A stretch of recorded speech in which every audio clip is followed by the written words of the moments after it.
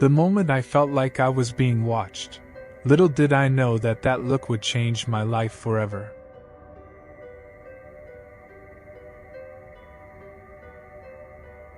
This happened in 2015, when I embarked on a road trip to a forest located a few hours away from me.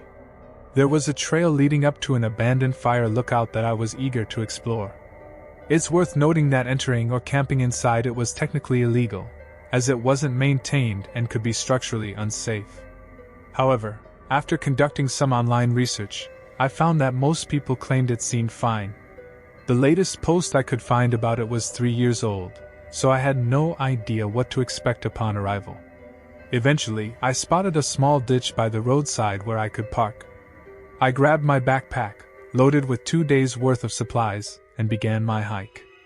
For trips like this, there are rarely defined paths, so I relied on a handheld satellite GPS to ensure I was heading the right way.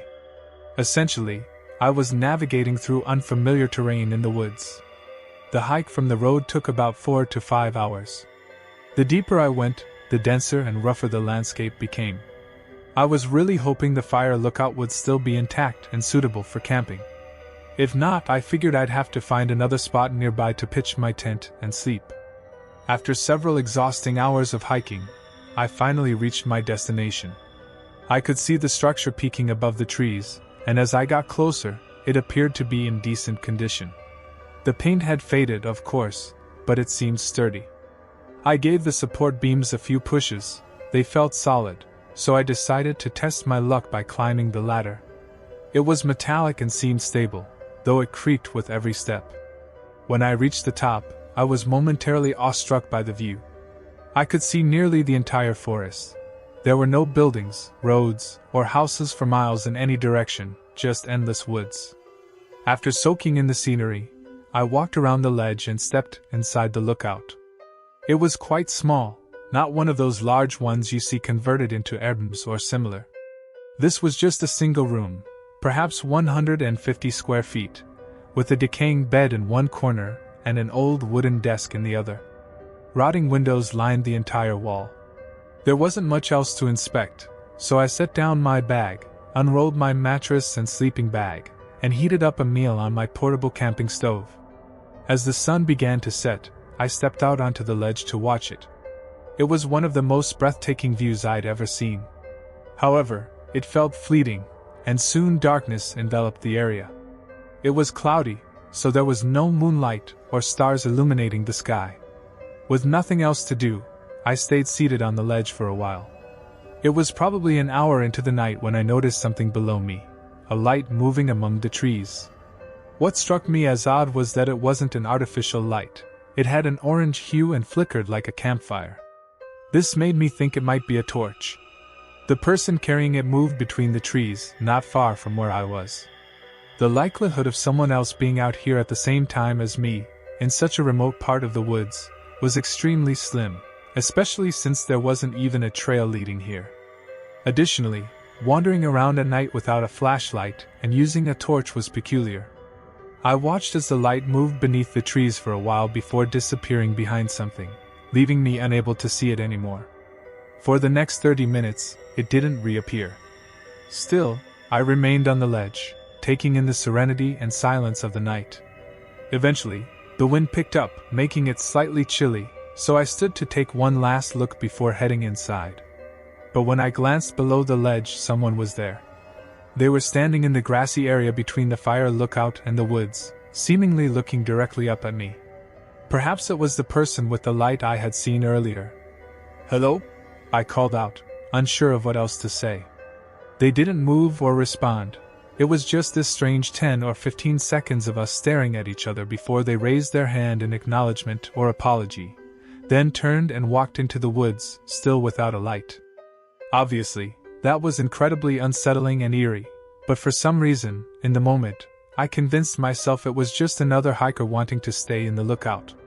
They were likely trying to see if anyone was already inside.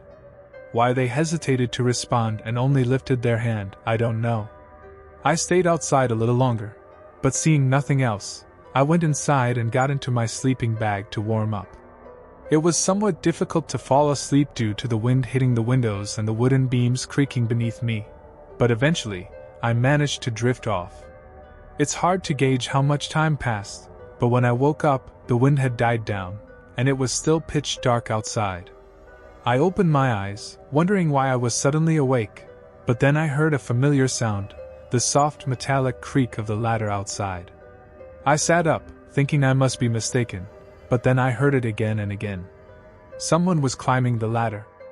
I couldn't tell how far up or down they were. I could only hear the hinges at the top of the ladder creak with each step. Outside the windows, it was completely dark. I unzipped my sleeping bag, got up, and grabbed my backpack, heart racing, as I stepped onto the ledge. During the 20 or so seconds it took to reach the ledge, the creaking grew louder and faster, as if they were hurrying, before abruptly stopping just as I made it outside. I stood frozen for a moment, waiting for another sound, then cautiously walked around the walkway and peered around the corner at the ladder opening. No one was there. I carefully approached, my heart pounding, and leaned over to look down. Nobody was on the ladder. For a second, I was in shock, confused, scared, and unsure of what was happening. Then, a sudden flurry of footsteps rushed around the wooden walkway behind me. I caught only a glimpse of a dark figure darting past the windows on the opposite side. Without hesitation, I lowered myself onto the ladder and hurried down. It was terrifying, trying to descend the slippery metal rungs while my whole body trembled from adrenaline, with someone chasing right above me. I was halfway down when I saw their head peek out from above. I didn't stop until I reached the bottom and fled into the woods. Honestly, I don't know why I even grabbed my backpack when I got up to investigate, but it turned out to be the best decision I ever made. It might have even saved my life. With my flashlight and GPS, I was able to navigate my way back to my car. As far as I know, I wasn't followed. I drove away and never looked back.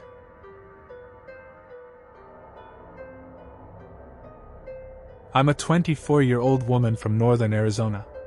This happened a few years ago. At the time, I was living out of a small camper van, traveling along the West Coast. There are many different lifestyles people choose to live in these types of vans or RVs. I always tried to avoid big cities and preferred camping in small towns between destinations. For the most part, though, I enjoyed camping in remote areas. Being surrounded by woods with no one else around made me feel most at ease and allowed me to fully embrace the traveling lifestyle.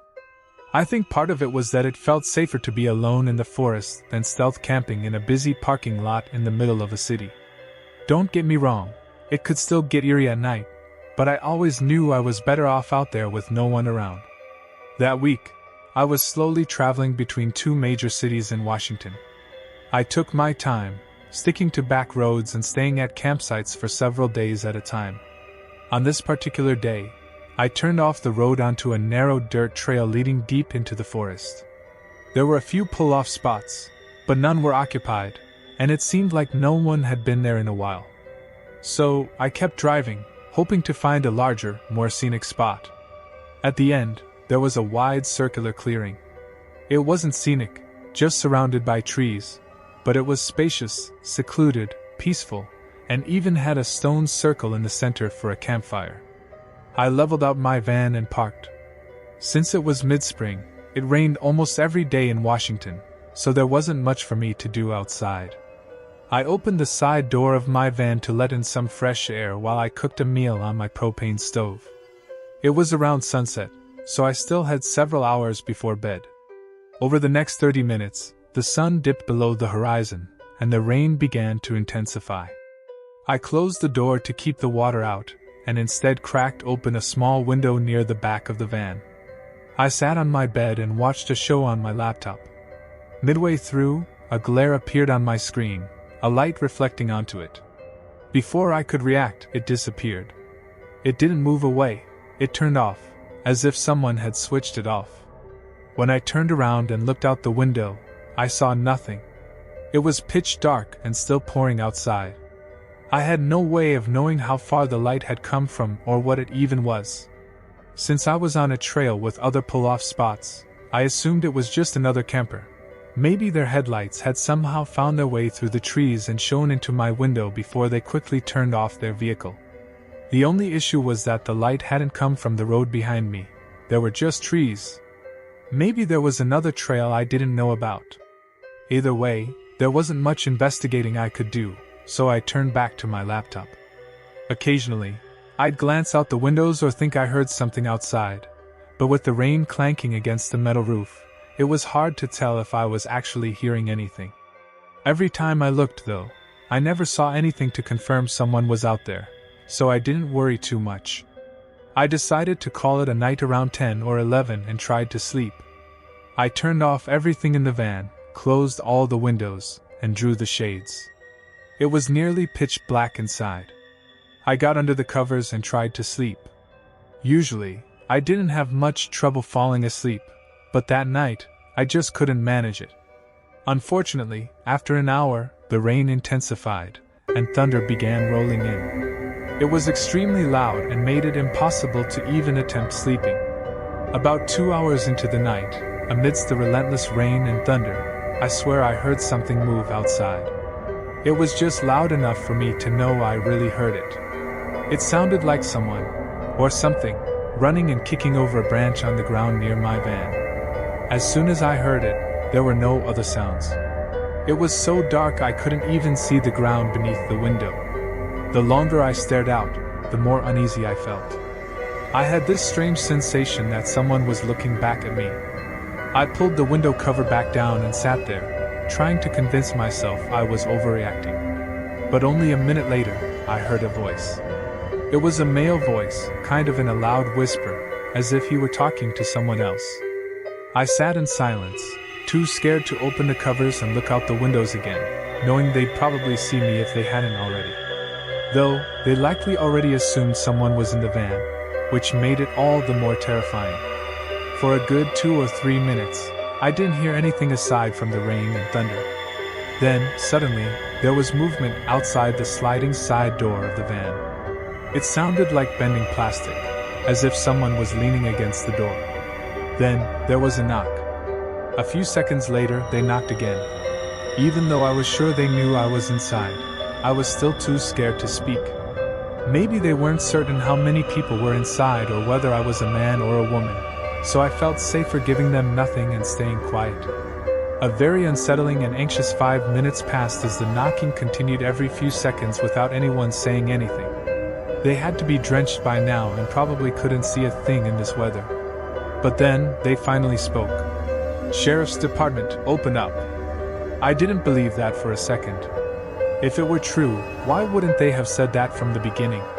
They kept knocking and calling out similar lines, all basically stating they were an officer, and I needed to open the door. This seemed like a desperate attempt to get me to open up without resorting to violence. I slowly lifted the window cover and peeked out. All I could see was a dark figure moving near the door, but from the shape of it, he didn't appear to have any law enforcement gear on. I was certain things were about to get really bad. I debated in my head for 30 seconds as the knocking grew more impatient. Finally, I decided to risk getting into the driver's seat and driving away. As soon as I turned the car on, I heard 2 sets of footsteps running up to the side of the van.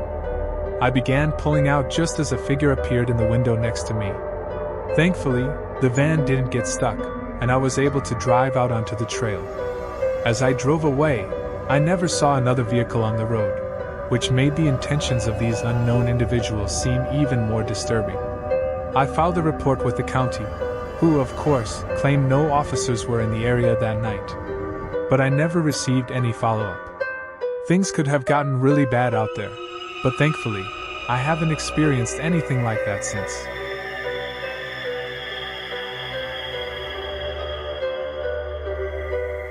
I spent the weekend camping at a small lake. Honestly, this wasn't meant to be anything special, just a few days in the woods by the water to unwind and nothing more. The first day was exactly that. I arrived, set up camp, and relaxed for the entire day and night. This place was pretty isolated, accessible only by a narrow footpath. It wasn't marked on any maps online, so it's likely only locals knew about it. My dad used to bring me here when I was a kid. Throughout all my visits to this spot, both as a child with my dad and as an adult on my own, I had never once encountered anyone else. Honestly, there were never even any signs of others having been there. On my second day, I spent my time walking around the lake, lost in thought. I must have circled it 3 or 4 times during those hours. Everything was peaceful and pleasant until, on one of my laps, I noticed footprints in the dirt near the edge of the tree line. I had walked the same path repeatedly and hadn't seen them before. Their location was so obvious that I doubt I could have missed them. They also appeared quite fresh. What struck me as odd wasn't just that someone else was out here. It was that these were barefoot prints, not shoe marks. The part of the lake I was at didn't have easy access to the water, so it wasn't as if someone had removed their boots to swim. Besides, I would have noticed them in the lake.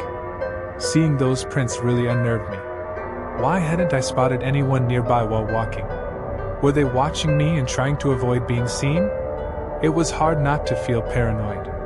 From what I could tell, the footprints led up to the tree line, faced the lake, and then turned back into the woods, heading straight for a while. I didn't want to follow them into the unknown depths of the forest, so I returned to my campsite.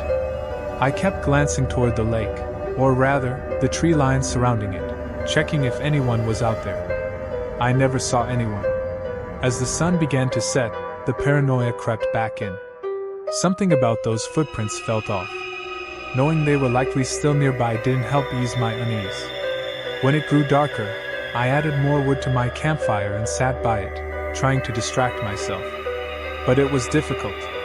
Part of me felt justified in feeling uneasy, while another part thought I was overreacting for no reason.